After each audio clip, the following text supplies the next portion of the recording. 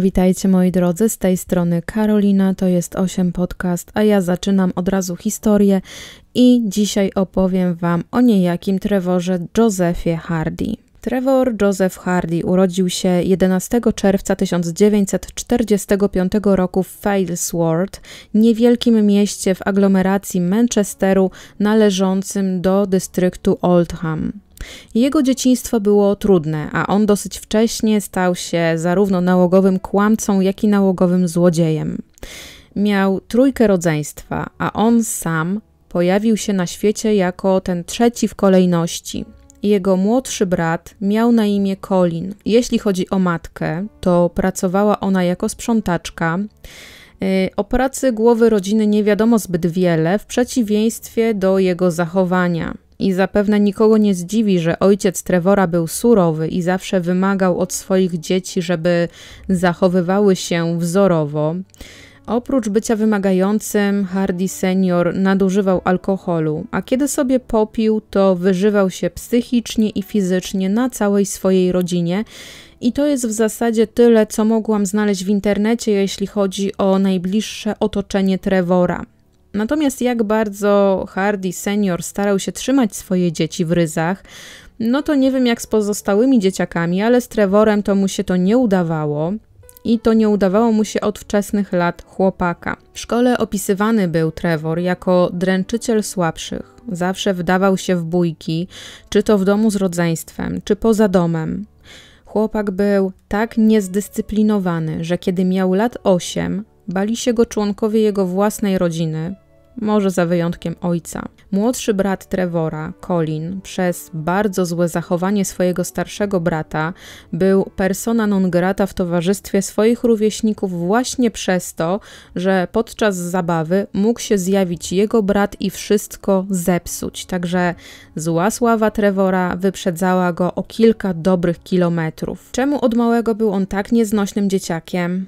Otóż prawdopodobnie dlatego, że przez dosyć długi czas Trevor był tym najmłodszym synem. Miał dwójkę starszego rodzeństwa, nie wiadomo niestety jakiej płci, ale to właśnie uwaga wszystkich skupiała się na tym najmłodszym. A potem pojawił się na świecie Colin. No i Trevor chyba czuł, że musi rywalizować i zabiegać o uwagę, ponieważ tej uwagi zaczął otrzymywać mniej, a jego młodszy brat, na nim skupiła się w zasadzie 100% uwaga wszystkich. Trevor miał mieć także w wieku dziecięcym wypadek, podczas którego doznał dosyć poważnego urazu czaszki i jak psychologowie domniemają, to także mógł być powód zmiany jego zachowania.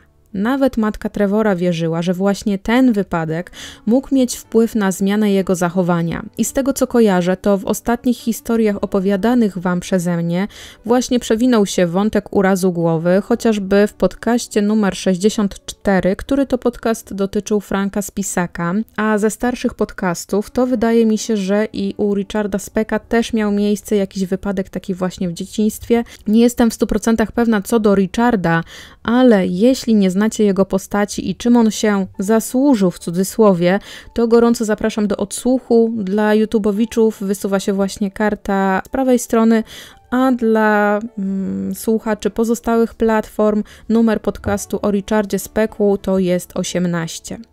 Wracając do Trevora, Trevor porzucił dosyć wcześnie szkołę i jako nastolatek imał się różnych drobnych prac, a żeby jego budżet się spinał, no to kradł. Dlatego kiedy sąsiedzi wiedzieli, że Trevor nie jest akurat w jakimś ośrodku poprawczym dla nieletnich, no to jeśli Trevor pukał do ich drzwi, to sąsiadów nie było i nikt mu tych drzwi nie otwierał. Kiedy Trevor miał lat 15, po raz pierwszy trafił do więzienia i było to już więzienie dla dorosłych w Strange Ways. Sędzia argumentował swoją decyzję, że pomimo młodego wieku chłopak już powinien być izolowany od społeczeństwa i tak się też właśnie stało, a Trevor na wolność wyszedł po 12 miesiącach w roku 1962, mając lat 17 i po tym wyjściu dosyć szybko wrócił do starego trybu życia. Dodatkowo zaczyna też pić, co wzmaga jeszcze bardziej jego agresywność i w stanie upojenia jest bardzo drażliwy i jakiś nawet najmniejszy, nieśmieszny żarcik czy takie krzywe spojrzenie to było zapalnikiem do awantury czy do bijatyki. Trevor bardzo szybko dzięki temu zachowaniu sprawił, że nie był wpuszczany do lokalnych pubów, a jedyny pub, w którym mężczyzna był tolerowany, no to kiedy tylko tam Trevor wchodził do środka, to wszyscy jak jeden mąż klienci podnosili się i po prostu opuszczali wnętrze tego lokalu, tak bardzo nie chcieli mieć żadnego spięcia z Trevorem. Przez kolejne 10 lat swojego życia Trevor na zmianę jest osadzany i wychodzi z więzienia za m.in. drobną kradzież, różnego rodzaju napaści czy za obnażanie się w miejscach publicznych. I jeszcze tak wracając do tematu lokali, to Trevor nie był jakimś takim wybitnie straszącym, wielkim, potężnym, muskularnym zawodnikiem, jednak ta jego nieobliczalność sprawiała, że najwidoczniej wszyscy w okolicy bali się, że rozpęta on ni z tego nizowego jakąś burdę. I Trevorowi to się chyba podobało, że ludzie się go bali i żeby jeszcze bardziej podbić tę swoją łatkę strasznego i nieobliczalnego, to zaczął nosić ze sobą nóż. W roku 1972 Hardy poznaje albo 14- albo 15-letnią Beverly Driver, która to jest uczennicą szkoły średniej. 27-letni wtedy Trevor nigdy nie był do tej pory w poważnym związku, a że zakochał się do szaleństwa w dziewczynie, to bardzo mocno przeżył to, kiedy rodzice Beverly kazali jej zerwać z nim. Niestety Hardy nie przyjął tej informacji zbyt dobrze i po otrzymaniu jej udał się do lokalnego baru ze swoim przyjacielem, żeby zatopić smutki w kufelku, ewentualnie 7 jakiejś ognistej wody.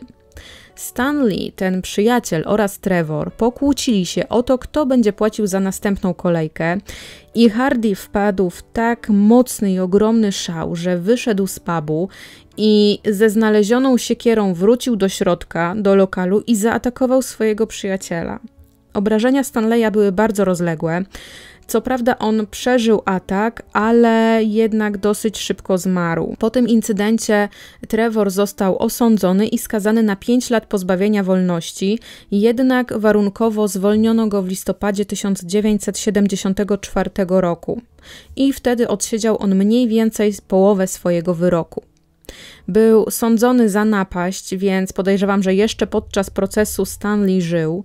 Natomiast przez cały czas odsiadki, jak już Trevor znalazł się za kratkami, to obwiniał on przyjaciela za to, że to on, Trevor, musiał go zaatakować i że dzięki Stanleyowi to właśnie on siedzi w więzieniu. I jak sobie Hardy wymyślił, to jedynym satysfakcjonującym go sposobem rozliczenia się ze Stanleyem będzie odebranie mu życia. Natomiast Stanley już nie żył, co kiedy Trevor się o tym dowiedział, no to jeszcze bardziej go rozwścieczyło. Natomiast jeszcze w tym międzyczasie, kiedy odsiadywał karę pozbawienia wolności, obsesja na punkcie Beverly rosła i pęczniała. Hardy pisał do niej listy, a kiedy wyszedł na wolność, miał nadzieję, że on będzie mógł być z Beverly. Jednak dziewczyna wcale nie chciała z nim być po tym, co Trevor zrobił Stanleyowi, co zresztą pisała bardzo otwarcie w listach do niego. Także to odrzucenie Beverly jeszcze mocniej nasiliło złość i wściekłość Trevora. I zapewne nikogo z Was nie zdziwi, że zaraz po Stanleyu Trevor planował się rozprawić z Beverly za to, w jaki sposób go potraktowała. Mężczyzna nie potrafił wybaczyć ex-dziewczynie oraz jej rodzicom takiego potraktowania go i od chwili wyjścia na wolność aż do ostatniego grudnia 1974 roku stalkował całą rodzinę Driver oraz groził im, a jego gniew eskaluje 31 grudnia o godzinie 22:40, kiedy to spaceruje w okolicy Ten Acres Lane w Newton Heath w Manchesterze. Kilka godzin wcześniej był w domu państwa Driver, jednak nikogo tam nie zastał. Tak bardzo go to rozwścieczyło, że podniósł siekierę, którą znalazł na podwórku i rzucił z całej siły w okno, wybijając szybę. Po czym odszedł szukać Beverly na ulicach Manchesteru, no i nie skąpił sobie podczas tych poszukiwań alkoholu, tak więc kiedy zobaczył około godziny 22:40 dziewczynę, zdawało mu się, że jest to Beverly. Nie zastanawiał się i zaatakował ją nożem, który miał zawsze przy sobie. Dziewczyna była bardzo podobna do Beverly i jak później mężczyzna zezna, to był on przekonany, że ma przed sobą pannę Driver. Hardy pobiegł za nią i kiedy znalazł się już na wyciągnięcie ręki, wbił nóż w jej szyję. Kiedy dziewczyna pada na ziemię, mężczyzna w szale przecina jej gardło. Wtedy dochodzi do niego, że to nie jest Beverly. Ofiarą nie była Beverly i dopiero kiedy szał Trevora minął, to zdał sobie sprawę, że to jest jakaś przypadkowa nastolatka i jak się później okaże, to będzie 15-letnia Janet Stewart. Żeby ukryć swój czyn, mężczyzna ciągnie jej ciało w stronę pola, wykopuje płytki grób i zasypuje tam zwłoki, zakopuje. Nastolatka była w drodze na przyjęcie noworoczne i wysiadła zaledwie kilka metrów od swojego miejsca docelowego. Nigdy jednak tam nie dotarła i nigdy nie wróciła do domu, tak więc jej rodzice następnego dnia zgłosili zaginięcie córki na lokalnym posterunku policji. Podczas śledztwa policjanci doszli do wniosku, że dziewczyna nie miała powodów, żeby uciekać z domu. Nie miała żadnych zatargów, nikt nie życzył jej źle. W sprawie zaginięcia dziewczyny pojawiło się kilka tropów, jednak nie prowadziły one w żadne konkretne miejsce. Miesiąc później wraca Trevor na miejsce ukrycia zwłok i pozbawia ciało Janet głowy, odcina jej także dłonie i stopy, a pierścionek zdjęty z palców ofiary podaruje swojej obecnej dziewczynie. Głowę Janet wyrzucił do zbiornika wodnego i wszystko po to, żeby gdyby ktoś znalazł szczątki ofiary, no to żeby nie mógł jej zidentyfikować. W lipcu 1975 roku Hardy atakuje ponownie. Jego kolejną ofiarą pada 18-letnia Wanda Scala. Dziewczyna pracuje jako barmanka w hotelu Lightbone w Moston i dziwnym zbiegiem okoliczności, czy też po prostu przypadkowo okazuje się, że także ojciec Janet, Bill, pracuje w tym samym hotelu.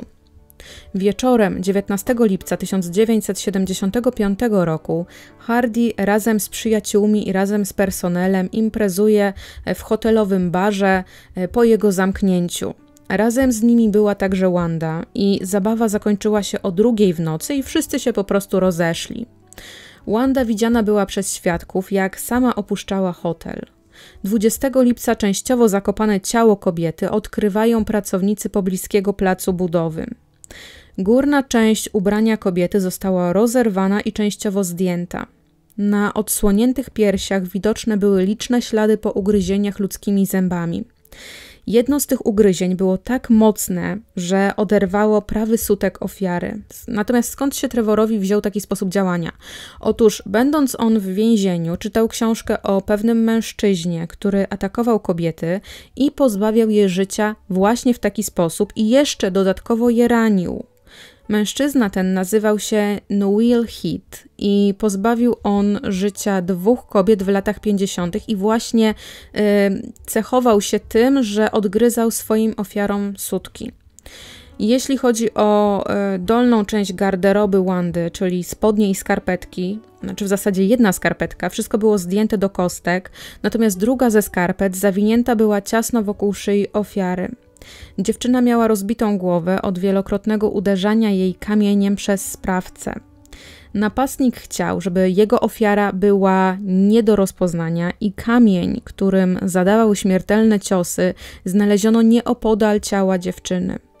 Sprawca tej zbrodni, kimkolwiek on był, zabrał kilka rzeczy, które należały do Wandy, m.in. torebkę oraz jej jeden but. I 2 dni po zbrodni Hardy wrócił na miejsce, żeby zostawić tam właśnie but, który zabrał swojej ofierze. Po zidentyfikowaniu ofiary jako Wanda, natychmiast została wskazana ta najbardziej prawdopodobna osoba, czyli Trevor Hardy jako autor napaści na dziewczynę. Jednak bardzo solidne alibi dostarczyła śledczym dziewczyna Trevora, Sheila Farrow, a że funkcjonariusze nie mieli takich jednoznacznych dowodów wskazujących na mężczyznę, no to Hardy nie będzie dłużej przetrzymywany na posterunku. Przynajmniej na razie i jak się później okaże, Sheila zrobiła więcej niż tylko zapewnienie alibi swojemu chłopakowi, mianowicie zmyła ona krew ofiary z ubrań Trevora i ukryła go przed śledczymi oraz skłamała im, kiedy skontaktowali się z nią poszukując Hardiego. I jeśli chodzi o samą Sheilę, to mimo, że była ona młodsza od Trevora i oboje byli w związku, to mężczyzna traktował ją jako taką matczyną postać w swoim aktualnym życiu. I tak krótko po pozbawieniu życia Janet, Sheila otrzymała od swojego chłopaka pierścionek, który, jak się później okazało, należał właśnie do 15-latki. We wrześniu tego samego roku Trevor podczas wizyty w barze na drinka zwierza się swojemu bratu Colinowi, że to on pozbawił życia Wandę. Trevor po opowiedzeniu bratu o tym chyba zaczął tego trochę żałować i chce być pewien, że młodszy Hardy nie przekaże tej informacji na policję, w związku z czym, kiedy obaj pójdą do domu Colina, Trevor będzie bił go tak mocno, że mężczyzna straci przytomność. I kiedy już Trevor zrobi to, co miał zrobić, to każe dziewczynie brata zrobić sobie posiłek, co wystraszona kobieta jak najbardziej czyni. I Trevor będzie jadł ten swój posiłek w towarzystwie brata, który nadal leży nieprzytomny na podłodze. A kiedy skończy jeść, po prostu wyjdzie.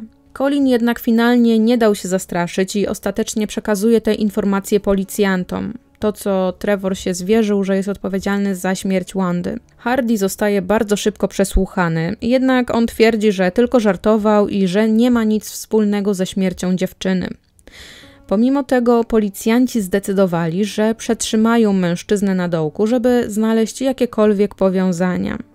Póki co spróbowali porównać próbkę śliny napastnika zdjętą z ciała Wandy z próbką śliny Hardiego.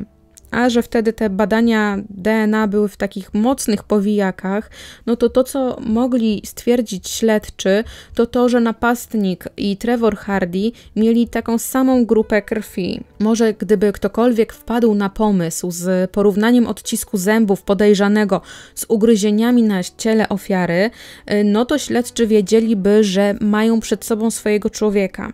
Jednak kiedy ktoś już w końcu wpadł na ten pomysł, no to wyglądało na to, że Trevor po prostu jest kilka kroków przed śledczymi. A jest przed śledczymi o kilka kroków, ponieważ skontaktował się ze swoją dziewczyną i powiedział jej, żeby przyniosła na spotkanie z nim pilnik do paznokci, dzięki któremu będzie mógł spiłować nieco swoje zęby i tym samym zmieni ich kształt i zgryz. Tak więc musiało być to chyba dosyć bolesne, ale Trevor się poświęcił i dopasowanie odcisków wykaże później, że Trevor nie jest tym napastnikiem, którego szukają śledczy, przynajmniej jeśli chodzi o zgryz. Dodatkowo Trevor ma bardzo mocne alibi, no i zostaje wypuszczony i niebawem zaatakuje inną młodą kobietę.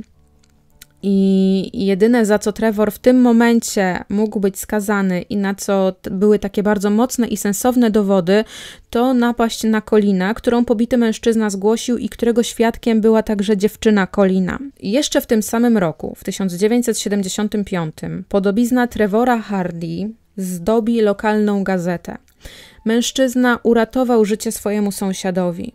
Oto w domu sąsiada wybuchł ogromny pożar, a że Trevor był niedaleko, to wyciągnął mężczyznę z płonącego budynku. Szlachetne? Czy wreszcie jest to jakaś odmiana w życiu Hardiego? Jak najbardziej. Jednak już zdecydowanie mniej szlachetne było to, że to właśnie Trevor sam we własnej osobie ten pożar wzniecił. Znając już nieco Trevora, prawdopodobnie pokłócił się ze swoim sąsiadem i właśnie taki oto efekt był tej kłótni. 9 marca 1976 roku wieczorem Sharon Mosow, drobna 17-latka, wraca z przyjęcia dla pracowników firmy, dla której pracuje. Znajomi mówią na nią Teach, tak więc Teach wsiadła w autobus i z Manchesteru wracała do swojego domu w Failsworth. W tym miejscu był także Hardy i próbował on włamać się do magazynu, ale kiedy zobaczył samotnie idącą po zmroku nastolatkę, no to porzucił ten pomysł z włamaniem. Następnego dnia ciało Sharon zostało odnalezione w kanale Rochdale, zaledwie 5 minut spacerem od domu rodzinnego dziewczyny. Na szyi miała ciasno związane własne pończochy, a na klatce piersiowej dokładnie takie same obrażenia, jakie miała Wanda. Według śledczych dziewczyna została zaatakowana na chodniku, którym wracała do domu. Następnie napastnik przeciągnął swoją ofiarę przez parking i wyrzucił do kanału, kiedy już z nią skończył. Zanim ciało dziewczyny zostało odnalezione, Hardy zdał sobie jeszcze tylko sprawę, że zostawienie odcisków swoich nowych spiłowanych zębów na ciele Sharon, to nie był jego najlepszy pomysł. Tak więc po kilku godzinach od dokonania tej zbrodni wraca na miejsce porzucenia ciała, nurkuje w rzece i wyciąga Sharon, po czym wszystkie ślady swoich nowych zębów rysuje takimi metalowymi guzikami swojej kurtki, żeby zmylić śledczych. I tak samo jak w przypadku sprawy Wandy, Trevor Hardy staje na czele listy podejrzanych. Jednak kiedy śledczy przybywają do domu Trevora, odkrywają, że mężczyzna zniknął. Przez kolejne 3 miesiące Hardy będzie ukrywał się przed wymiarem sprawiedliwości, prowadząc bardzo wędrowny styl życia. Będzie się ukrywał w okolicznych kamieniołomach, w tunelach kolejowych oraz gdzieś przy brzegach kanałów. Jednak to ciężkie życie nie jest dla niego i po tych 3 miesiącach Trevor oddaje się w ręce policji. I podczas tej ucieczki 3-miesięcznej dopuścił się on napaści seksualnej na 21-letnią kobietę w publicznej toalecie. Na szczęście kobieta przeżyła atak Trevora, ponieważ prawdopodobnie podczas napaści ktoś wszedł do toalety i to uratowało ofiarę. Inna wersja złapania Trevora mówi o tym, że policjanci śledzili dziewczynę Trevora aż do pewnego mieszkania przy Wellington Road. A kiedy kobieta weszła do środka, to funkcjonariusze otoczyli mieszkanie i zaczęli się po prostu dobijać do mieszkania, a kobieta ich wpuściła. No i kiedy zaczęli ją przesłuchiwać, to Sheila mówi, że ona nie wie, gdzie jest jej chłopak, jednocześnie tak, wskazując na poddasze mieszkania palcem. Wygląda na to, że i ją Hardy musiał swego czasu tak mocno nastraszyć, skoro kobieta w końcu zdecydowała się go wydać. No i kiedy już Hardy został złapany, czy oddał się w ręce policji, a obie wersje musiałam przedstawić, bo tak opowiadają źródła, Sheila może wreszcie wyznać bez żadnych obaw, że zapewniła Hardiemu alibi, które nie było prawdziwe na czas śmierci Wandy i powiedziała także, że Trevor nie był z nią tego wieczora, kiedy Sharon została napadnięta i że ona w zasadzie nie wie, gdzie mężczyzna był i może to ona wreszcie powiedzieć bez żadnych obaw. 29 czerwca 1976 roku mężczyzna w końcu zostaje postawiony przed sędzią w budynku sądu w Oldham. Postawiono mu zarzuty pozbawienia życia Sharon Mossow i Wandy Scala. Hardy przyznał się też do pozbawienia życia Janet Stewart i co więcej wskazał śledczym miejsce pochowania zwłok dziewczyny. I dopóki funkcjonariusze na własne oczy nie zobaczyli jej zwłok, to nie wierzyli, że ona nie żyje, ponieważ do tej pory od momentu zaginięcia czy od momentu śmierci nie było żadnych tropów, nie było żadnych przesłanek, że dziewczyna jest martwa. Natomiast biorąc pod uwagę cały proces, to Trevor Hardy nie przyznawał się do morderstwa, a do zabójstwa spowodowanego niepoczytalnością. I w trakcie procesu zrezygnował z bycia reprezentowanym przez prawnika i bronił się sam. Jak mu to poszło, zaraz wam opowiem, ponieważ po 70 minutach od rozpoczęcia obrad ławnicy wrócili z werdyktem i ten werdykt brzmiał: winny podwójnego morderstwa. Został ten werdykt ogłoszony 2 maja 1977 roku i Trevor ma wtedy lat 31. Karą dla niego jest dożywocie i dodatkowo za napaść na kobietę w toalecie zostaje mu dołożone jeszcze 5 lat pozbawienia wolności. Czy Hardy składał apelację?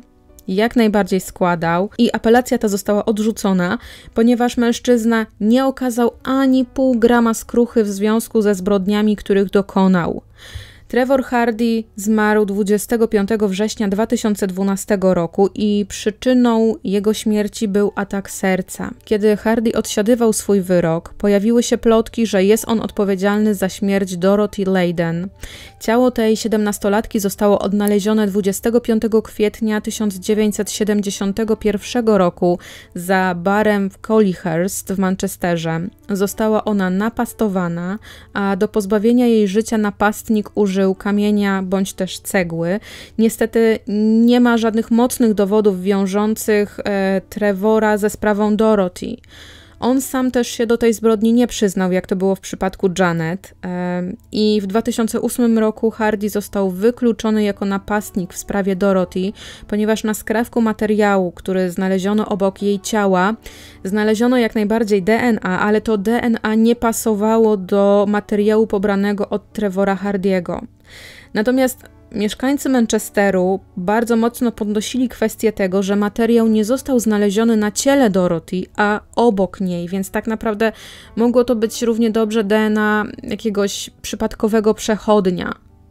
Sprawa Dorothy jest niestety nadal nierozwiązana aż do dnia dzisiejszego. I właśnie taka sugestia, że Trevor jest odpowiedzialny za śmierć Dorothy, znajduje się w programie Britain's Forgotten Serial Killer, gdybyście mieli okazję i chęć i ochotę obejrzeć ten dokument. Trevor Hardy jest też nieco mało znanym seryjnym, który działał na terenie Wielkiej Brytanii, natomiast jego sławę w tamtym czasie przykrył Peter Sutcliffe, który to pozbawił życia 13 ofiar i mniej więcej te lata działania obu mężczyzn w pewnym momencie się tak troszeczkę zazębiły. To jest koniec, moi drodzy, podcastu na dzień dzisiejszy. Dziękuję Wam bardzo mocno, bardzo serdecznie za wysłuchanie go. Zapraszam Was niebawem na kolejny odcinek. Zapraszam Was też na Instagram, ponieważ w poniedziałek pojawi się ankieta, o kim chcecie posłuchać w kolejną niedzielę. No i cóż, żegnajcie, trzymajcie się ciepło. Do usłyszenia. Pa, pa.